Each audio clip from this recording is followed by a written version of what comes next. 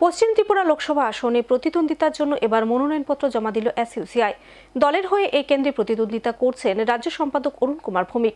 দলীয় কর্মীদের সাথে নিয়ে পশ্চিম আসনে রিটার্নিং অফিসার তথা পশ্চিম জেলা শাসক ডক্টর বিশাল কুমারের নিকট মনোনয়নপত্র দাখিল করেন তিনি।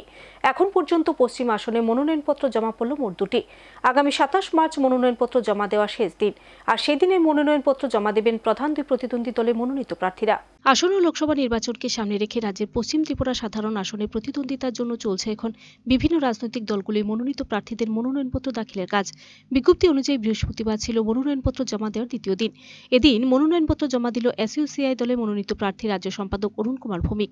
দলীয় কর্মীদের সাথে নিয়ে এদিন পশ্চিম আসনে রিটার্নিং অফিসার তথা পশ্চিম জেলা শাসক ডক্টর বিশাল কুমারের হাতে মনোনয়নপত্র তুলে দেন শ্রী ভৌমিক। ফলে এখন পর্যন্ত এই কেন্দ্রে মোট মনোনয়নপত্র জমা পড়ল 2টি।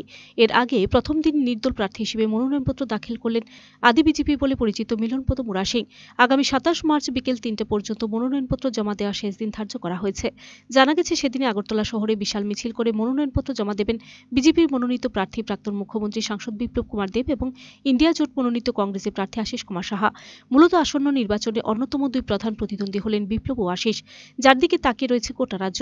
বৃহস্পতিবার নিজের মনোনয়নপত্র দাখিল করে এসইউসিআই দলে মনোনীত প্রার্থী অরুণ কুমার ভৌমিক সংবাদ মাধ্যমের প্রতিনিধিদের মুখোমুখি হয়ে বলেন, সারা বছরই জনগণের দাবি নিয়ে লড়াই করে আসছে এসইউসিআই।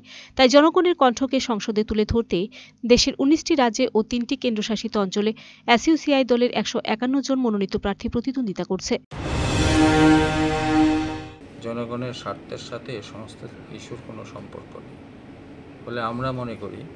প্রকৃত বাম এবং গণতান্ত্রিক আন্দোলনেই শাসক শ্রেণীর শোষণ নির্যাতন থেকে জনগণকে রক্ষা করতে পারে। আমাদের দল সারা দেশে সারা বছর জনস্বার্থ নিয়ে আন্দোলন করছে। নির্বাচন এলেও আমরা নির্বাচনে প্রতিদ্বন্দ্বিতা করি। আমরা যদি জিতি, পার্লামেন্ট এবং অ্যাসেম্বলির ভিতরেও জনগণের কণ্ঠকে পৌঁছে দিই, জনগণের পক্ষে দাঁড়িয়ে আমরা লড়াই করি। তার ইতিহাস আছে। আমরা 4টি রাজ্যে অ্যাসেম্বলিতে প্রতিনিধি ছিল, পার্লামেন্টেও আমাদের প্রতিনিধি ছিল, তার রেকর্ড আছে। এবং সমস্ত দলগুলি যখন জনস্বার্থ বিরোধী নীতি, যখন নেয় সরকার, বিরোধী দল সেই রকম ভূমিকা পালন করে না। জনগণের কণ্ঠকে পৌঁছে দেওয়ার জন্যে আমরা নির্বাচনে দাঁড়িয়েছি। আমরা যদি জিতি, পার্লামেন্টের ভিতরে এবং বাইরে জনগণকে ঐক্যবদ্ধ করে লড়াই করে তাদের বাঁচার দাবিকে আমরা প্রতিষ্ঠিত করার সংগ্রাম করব। কোন কোন বিষয়গুলো মানুষের কাছে নিয়ে যাচ্ছেন প্রচারে? আমরা নিয়ে যাচ্ছি যে বর্তমানে জনজীবনের কোনো সমস্যারই সমাধান হয়।